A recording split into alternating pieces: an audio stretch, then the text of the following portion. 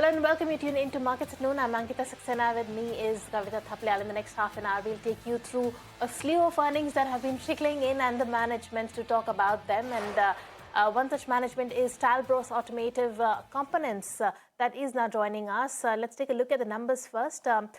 We do see a decent set coming in for the company.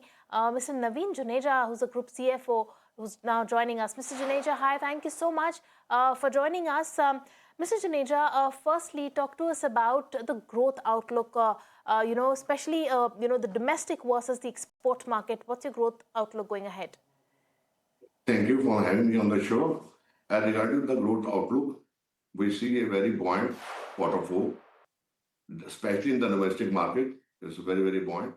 All sectors, including commercial, passenger, and two-wheelers, are performing, and even agri. We are getting good demand from these sectors. As regard exports, of course, it has started picking up now. Of course, it was sluggish for last 6-7 months, but now it has started picking up. So we see a decent growth in this quarter. Mr. Juneja, if I just want to zoom in on the export market side and how the story and the narrative is going to change, what are the green flags and places where you think the growth can be accelerated? Yeah, as regards the export market, our order, which we have got from Europe, a big order is start commercialization from the month of April. That is a huge order of about 125 crore per annum. Everything is done. The commercial supply will start from April. So that is one. Plus from UK, a major car manufacturer's order also start commercializing in this quarter. And recently we have won a huge order in my forging segment from a European auto manufacturer. So that order will start commercializing from October of this current calendar year. So next year, we are very, very confident that against 25% of my portfolio, which is at present export, we are going to touch near 35% by the end of next financial year. Right. Mr. Juneja, also, as I see your margins in your EBITDA, that has remained rather flat as far as on a year-on-year basis.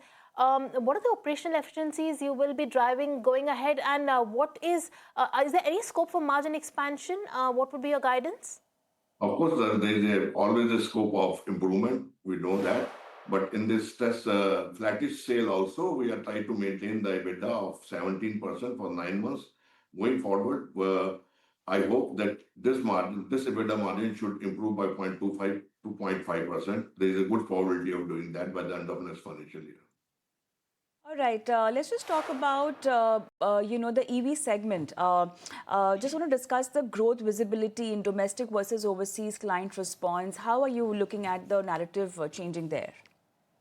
At present, my EV for this financial year will be meager amount of 32 crores. But the new programs which are maturing, including the UK market program and some forging developments are there.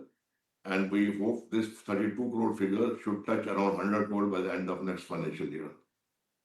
Mr. Juneja, also talk to us about your order book and the visibility from the current status to what is in the pipeline. At present, in the pipeline, as of today, after announcing the last order book week back, so we have order book around 700 crore per annum in all segments together. Of course, it will not mature in 1 year. It will mature in phases. Next year, I am expecting out of this 175 crore will mature. Of course, it will go, something will come in July, August, September, like that. Over a period of next 5 to 6 years, everything will be got filled. And I think by the time we'll get more orders, that is. Sure. So all the growth story that we just discussed, how are you looking at all of this reflecting on the margins?